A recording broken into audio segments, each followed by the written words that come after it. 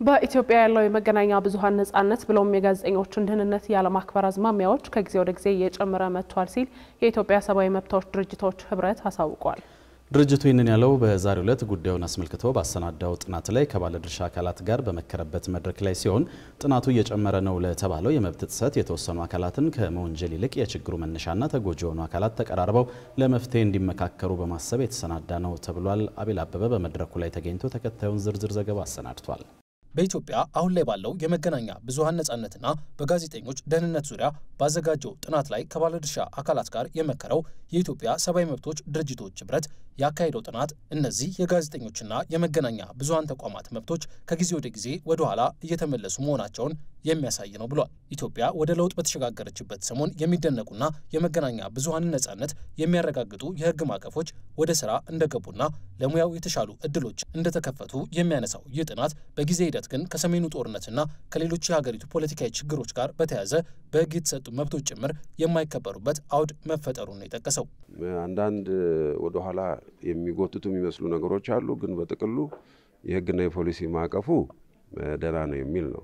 ትግበራ ላይ ግን በጣም ብዙ ችግሮች አሉ።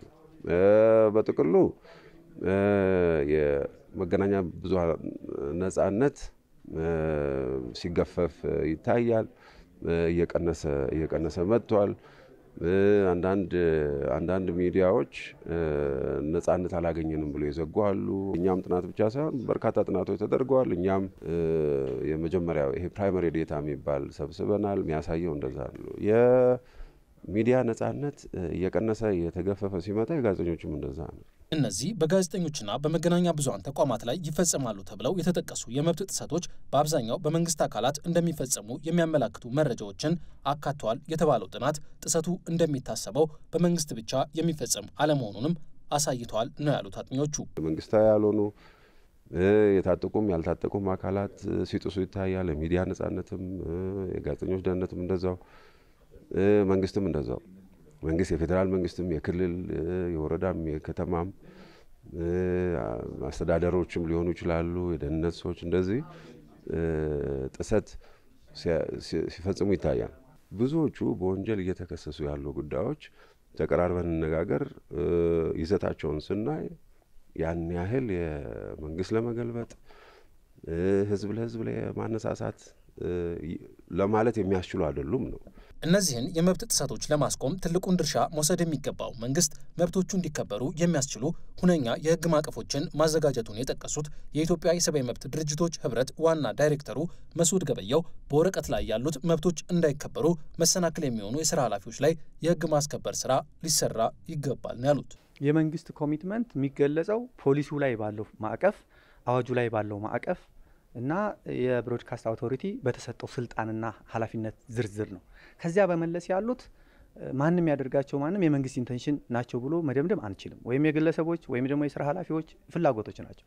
ስለዚህ እነዛ እንደ መርህ እንደ ገዢ መታየት የለባቸውም። ህጎቹ፣ ፖሊሲዎቹ፣ አሰራሮቹ መሬት ላይ ያሉ ተግባሩ ተቃራኒ ከሆነ ኢሬጉላሪቲው ያለው አስፈጻሚዎች ላይ ወይም የስራ መሪዎች ላይ ወይም ደግሞ የተወሰኑ ግለሰቦች ላይ ነው። ይሄንን ህግ እንዲከበር አውቶሪቲው ስራ እንዲሰራ፣ ሚዲያ ካውንስሉ ስራ እንዲሰራ፣ ጋዜጠኞችም ደግሞ ጭምር ኮምፕላይ በማድረግ አደሴም ታይም ደግሞ በማጋለጥ ስራቸውን እንዲሰሩ ማድረግ ያስፈልጋል። ከዚህ ጉዳይ ጋር በተያያዘ በኢትዮጵያ የመገናኛ ብዙሃን ነጻነትም ሆነ የጋዜጠኞች ደህንነት ጉዳይ ስጋት ላይ መሆኑን የሚጠቁሙና ቁጥርም ጭምር ጠቅሰው የሚሞግቱ ዓለም አቀፍ ተቋማት መኖራቸው ይታወቃል።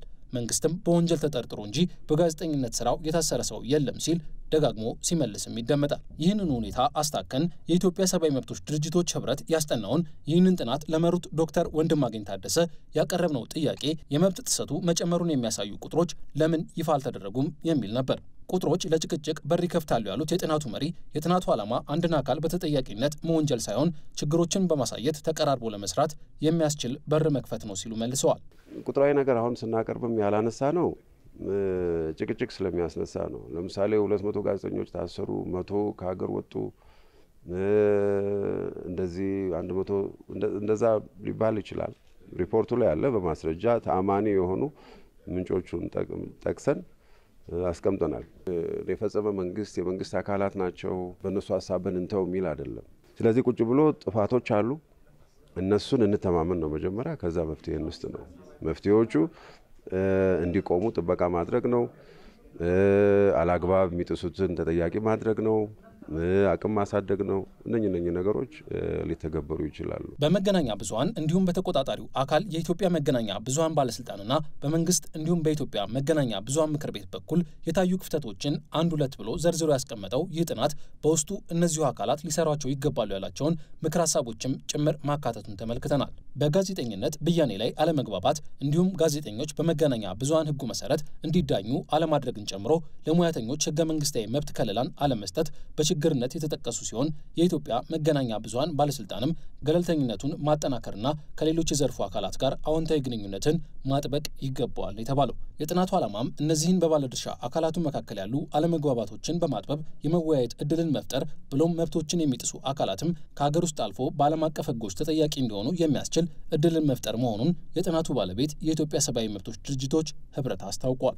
የሚመለከታቸው ባለድርሻ አካላት ሬጉላርሊ እየተገናኙ መፍትሄ እንዲያመጡ ይሄን ማምጣት ካልተቻለና ደግሞ ይሄ ጉዳይ ደግሞ የሚቀጥል ከሆነ የባለስልጣኖችን መጠየቅ ካለባቸው፣ ሬጉላቶሪ አካላት መጠየቅ ካለባቸው፣ ጋዜጠኞችም ቢሆኑ መጠየቅ ካለባቸው የህግ ተላልፈው ከተገኙ ባለ ህግ ማዕቀፍ እንዲጠየቁ፣ በዚያው ጎን ለጎን ደግሞ ስራቸውን በመስራታቸው ብቻ ጋዜጠኝነትን ስራ በመስራታቸው ብቻ እንደ ሚዲያ ተቋምም ሆነ እንደ ጋዜጠኛ አላስፈላጊ የሆኑ የህግ ጉዳዮች በገጠሟቸው፣ ክስ በገጠማቸው፣ መታሰር በገጠማቸው ጊዜ ደግሞ ፍርድ ቤት ቆሞ መከራከር፣ በተለይ ብዙ ሲቪል ሶሳይቲ በአፍሪካ ኮሚሽን በአገር ውስጥ ባሉ ህጎች በዓለም አቀፍ የህግ ማዕቀፎች መንግስትን ወይ ደግሞ የሚመለከታቸውን አካላት ተጠያቂ ከማድረግ አንጻር ልምዱ በጣም አናሳ ነውና ይህንን ኤክሰርሳይዝ ለማድረግ እንፈልጋለን። ከወራት በፊት ለጋዜጠኞች መብት የሚሟገት የጠበቃዎች ህብረት መመስረቱን ይፋ ያደረገው የኢትዮጵያ ሰብአዊ መብት ድርጅቶች ህብረት ይህ ጥናት የህግ ባለሙያዎች ስብስቡ በመገናኛ ብዙሃን ከባቢ ሁኔታ ላይ ያሉ ችግሮችን በአግባቡ ተረድቶ የመብት ማስከበር ስራውን